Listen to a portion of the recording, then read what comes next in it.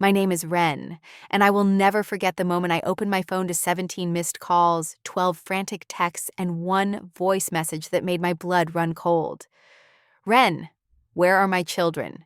My sister screamed through the speaker. The driver says you moved.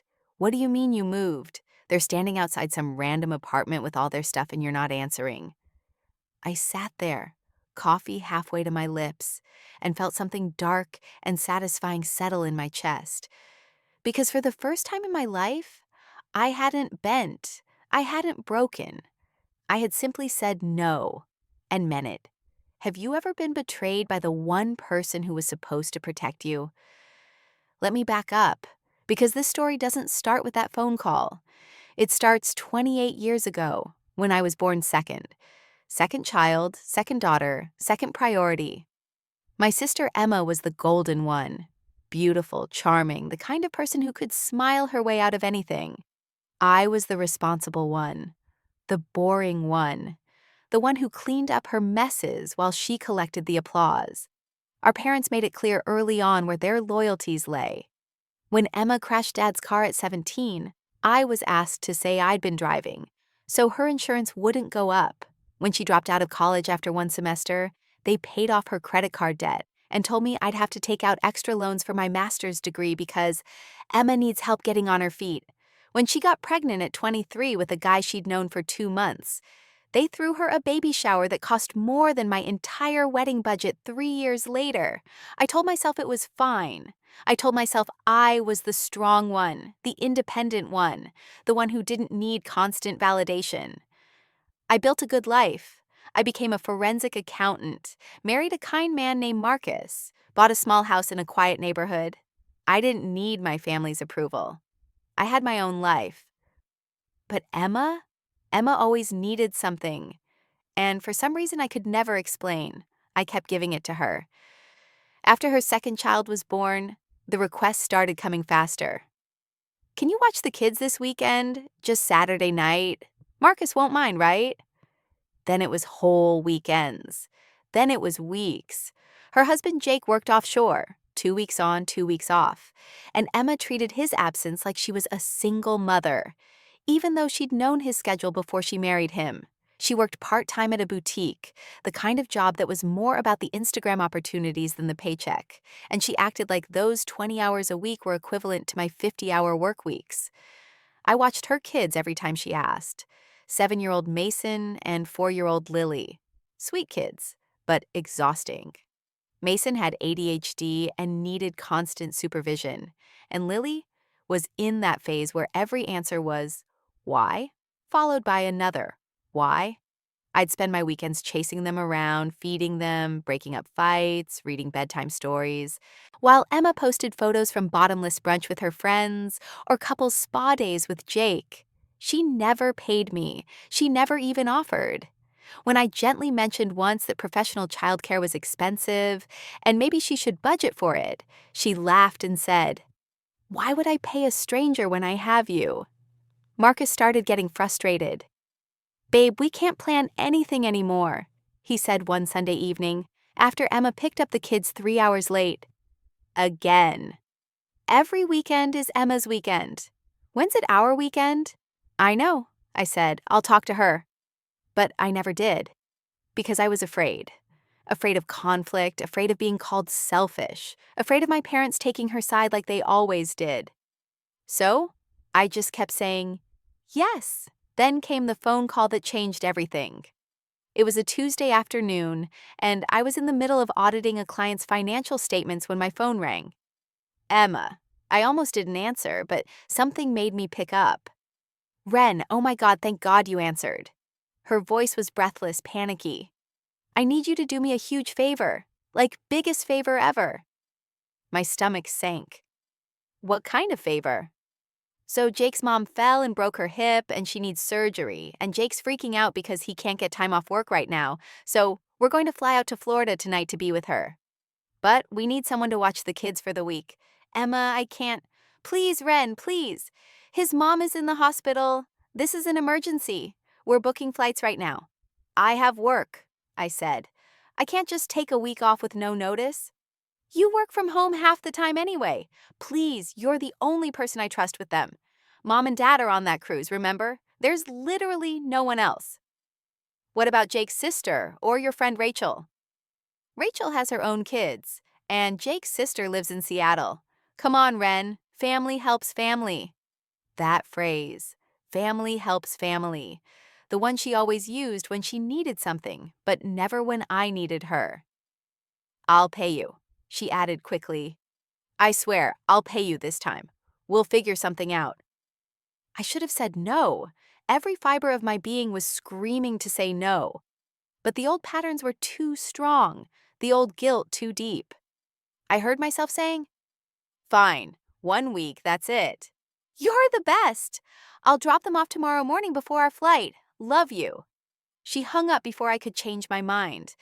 Marcus was furious when I told him, You're kidding me. Tell me you're kidding. It's an emergency, I said weakly. His mom broke her hip. And that's terrible, but it's not your emergency, Ren. When are you going to stop letting her walk all over you? 1 week, I said. Then I'm putting my foot down, I promise. That week was hell. Mason had a meltdown every morning about going to school. Lily refused to eat anything except chicken nuggets and screamed bloody murder when I tried to give her vegetables. I was trying to work during the day while managing remote learning for Mason and keeping Lily entertained. By day 3, I was surviving on coffee and ibuprofen. By day 5, I'd missed 2 important client calls, and my boss had sent me a concerned email about my recent performance issues. And Emma? Radio silence. She posted photos from the beach, from a restaurant overlooking the water, from what looked like a very relaxing hotel pool. Wait a minute. I clicked on her location tag, Tampa Bay. Then I went to Jake's mom's Facebook page, because of course I knew her name. I'd been hearing about this woman for years, and saw that she'd posted 2 hours ago. Feeling blessed. Surgery went perfectly, already up and walking around. My sweet boy Jake and his beautiful wife surprised me with a visit. She was smiling in a hospital gown, standing up with Emma and Jake grinning on either side of her. Already up and walking. Surgery went perfectly. They were on vacation. My hands were shaking so hard, I almost dropped my phone. I scrolled back through Emma's posts from the past week. The beach photos were geotagged. The restaurant was at a resort. They'd lied. They'd used Jake's mom's surgery, which was apparently minor and went fine, as an excuse to dump their kids on me and take a vacation. I called her. It went to voicemail. I called again. Voicemail. I sent a text. When are you coming back? 3 hours later. Oh, we extended the trip a few days. Jake's mom wants us to stay. You're okay until Monday, right? Monday. It was Thursday. They wanted 4 more days. Something inside me snapped, not loudly, not dramatically. It was quiet, like a bone breaking underwater. I called Marcus at work. Come home, I said. I need you. When he got there and saw my face, he didn't ask questions. He just held me while I cried angry, frustrated tears. Then I showed him the posts, the evidence of their lie. That's it, he said. You're done. We're done. But the kids? The kids have 2 parents who are currently at a beach resort. Let me call Emma. He picked up my phone and dialed. This time she answered. Hey, Marcus? Is Ren okay? Emma, this is Marcus. You and Jake need to come get your kids. Now. Silence. Then a nervous laugh. What? We can't just leave. Jake's mom is walking around the hospital doing great, according to her Facebook. You lied to us. You used a family emergency to dump your kids on Ren so you could take a vacation. That's not. We didn't. His mom really did have surgery. And she's fine. You've been at the beach all week. I've seen the posts. You have 24 hours to arrange for someone to pick up your children. Or we're calling Child Protective Services and reporting them as abandoned. You can't do that. You're insane. Try me. 24 hours. He hung up. I stared at him, shocked. He was usually so calm, so non-confrontational, but his jaw was set, his eyes hard. I should have done that years ago, he said. I'm sorry I didn't. Emma called back 30 seconds later, screaming. I didn't answer. She called 16 more times, left 5 voicemails that escalated from angry to tearful to threatening. My parents called. Somehow, she'd gotten through to them on their cruise. Mom was furious. How could you abandon your sister's children? She demanded. After everything she's done for you? Everything she's done for me? I repeated slowly. Mom, name one thing Emma has ever done for me. Silence. I'll wait, I said. She's your sister, family. Family helps family, right? Does that go both ways? Or just when Emma needs something? I hung up. I'd never hung up on my mother before. It felt terrifying and liberating at the same time. Jake's sister actually came through. She flew in the next morning and picked up the kids, apologizing profusely. I had no idea they were planning this, she said. Emma told me you'd offered to watch them for 2 weeks because you missed them. 2 weeks? They'd been planning to leave them with me for 2 weeks. Emma and Jake came back 3 days later. She showed up at my door, furious. You could have ruined our entire trip. Your vacation, you mean, the one you lied about. Jake's mom had surgery and was fine the next day. You used her as an excuse. So what? We needed a break. Do you know how hard it is to be a parent? Do you know how hard it is to be your sister? She blinked, taken aback. What's that supposed to mean? It means I'm done. I'm done being your free babysitter. I'm done dropping everything whenever you need something. I'm done being treated like my time doesn't matter. You're being dramatic. We're family. Then act like it. Pay me back for the week, $300. That's less than you would have paid a daycare. She laughed. Actually laughed. You want me to pay you for helping your niece and nephew? Yes? That's insane. I'm not paying you. Then don't ask me to babysit again. Fine, she snapped. I won't. And don't come crying to me when you need something. She left. I closed the door and cried for an hour, but underneath the tears was relief. Finally. Finally, I'd said no. But Emma wasn't done. 2 months went by. She didn't call, didn't text. My parents barely spoke to me. I'd been labeled the selfish sister, the one who chose money over family. It hurt, but Marcus was right. I felt lighter, free. Then Marcus got a promotion that required us to relocate. 4 states away, a city we'd always talked about moving to. Better weather, better opportunities, close to his family. We put our house on the market and started planning. I was excited for the first time in months. We didn't tell my family right away. What was the point? We weren't close anymore anyway. But then Emma called. Sweet as sugar. Hey sis, I've been thinking. I overreacted before. I'm sorry. Can we talk? I should have known better, but I wanted to believe she meant it. We met for coffee. She apologized, said she understood why I was upset, said she valued me and our relationship. I started to let my guard down. Actually, she said, stirring her latte, I was hoping you could help me with something. Nothing big. My stomach dropped. What? So Jake got laid off last week. His company's downsizing. We're really strapped for cash, and I'm trying to pick up more hours, but the kids are out of school for summer break, and we can't afford summer camp. No. I know, but this is different. I'm not asking you to take them full time, just during the day when I'm working, and I'll pay you this time, I swear, as soon as Jake finds a new job. Emma, no, I can't. Please, we're desperate. I'll owe you forever. You already owe me. You never paid me for that week. Her face hardened. Seriously? You're going to throw that in my face? I'm just stating facts. Wow, you know what? I thought you'd changed, but you're still the same selfish person. I came here to apologize and rebuild our relationship, and all you care about is money. That's not fair. Forget it. I'll figure it out myself. Don't bother reaching out again. She left. I sat there feeling sick, manipulated, angry at myself for falling for it again. 2 weeks later, I was packing boxes when my phone rang. Unknown number. I answered. Is this Ren? Yes. This is Uber driver support.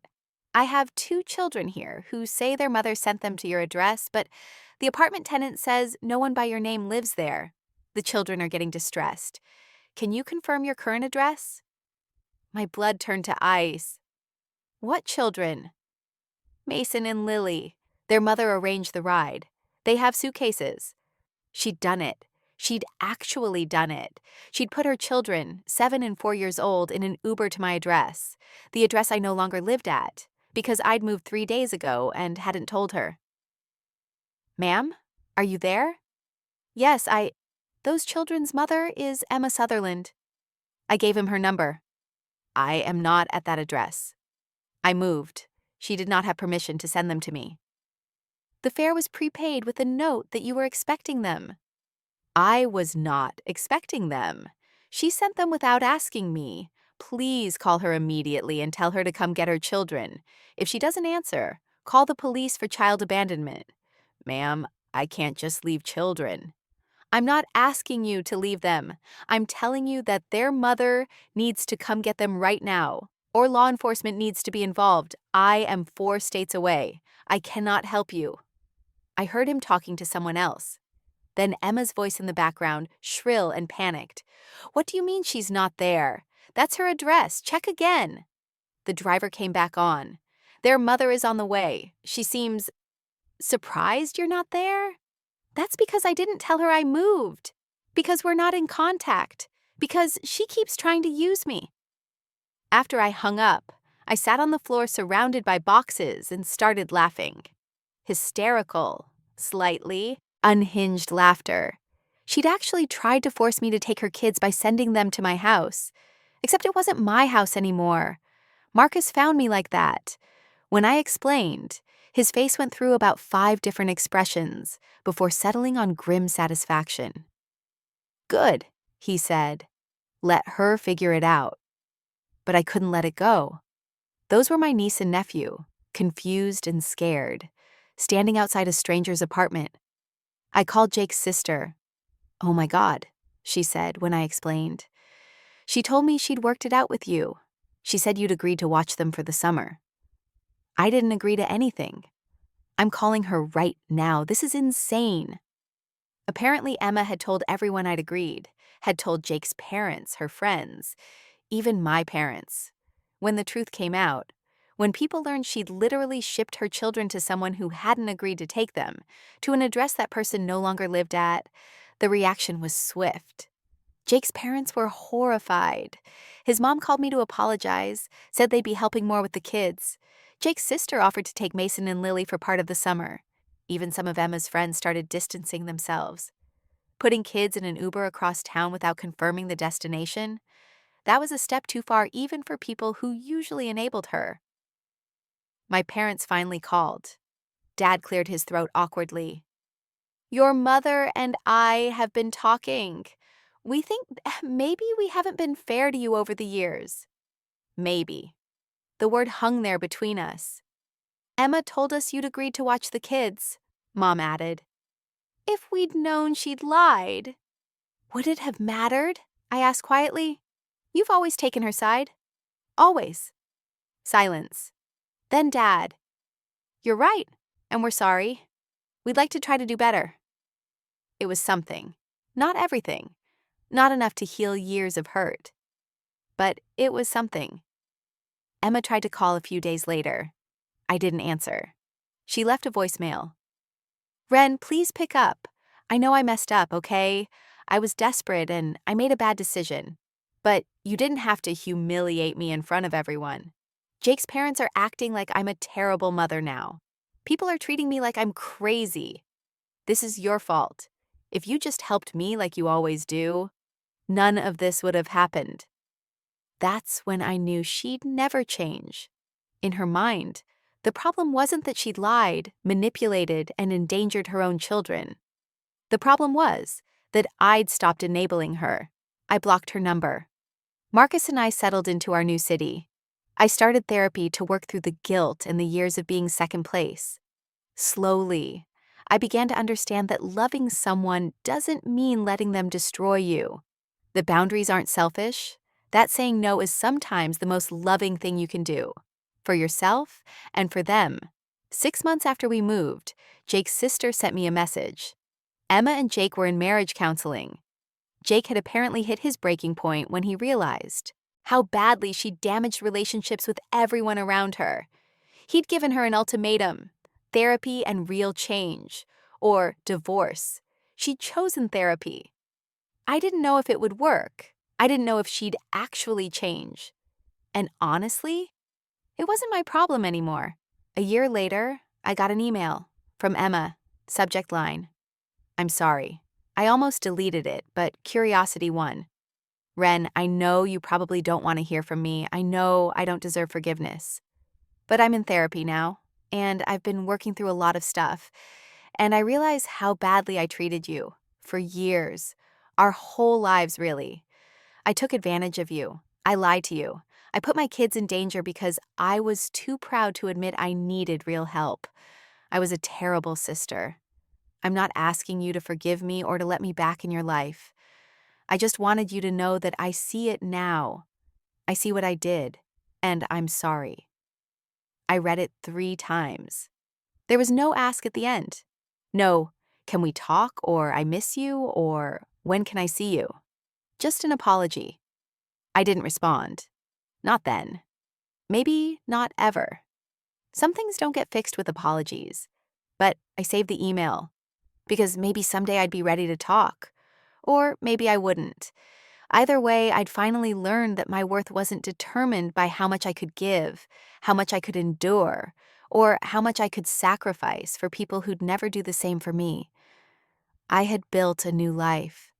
Marcus and I were happy. I was doing well at work. I had friends who valued my time. I'd learned to say no without guilt. And on the bad days, when the old patterns tried to pull me back, I remembered the moment I'd gotten that call, the Uber driver, the confusion, the dawning realization that Emma's manipulation had finally backfired spectacularly. She'd sent her children to a ghost, to a version of me that didn't exist anymore. And maybe that was the most poetic justice of all. My parents visit once a year now. The relationship is still strained, still careful, but they're trying. They ask about my life. They remember my birthday. They don't always mention Emma, but when they do, it's without the expectation that I'll drop everything to help her. Sometimes I think about Mason and Lily. They're older now. I wonder if they remember their aunt who used to watch them every weekend. I wonder if they know what happened that day, standing outside a stranger's apartment with their suitcases. I hope they learn something from it that I had to learn the hard way. That love without respect isn't love at all. People ask me sometimes if I regret cutting Emma off, if I feel guilty. The honest answer is, sometimes. Family ties run deep, even when they're poisonous. But mostly, I feel relief, freedom, peace. I learned that you can love someone from a distance, that you can wish someone well while protecting yourself from them.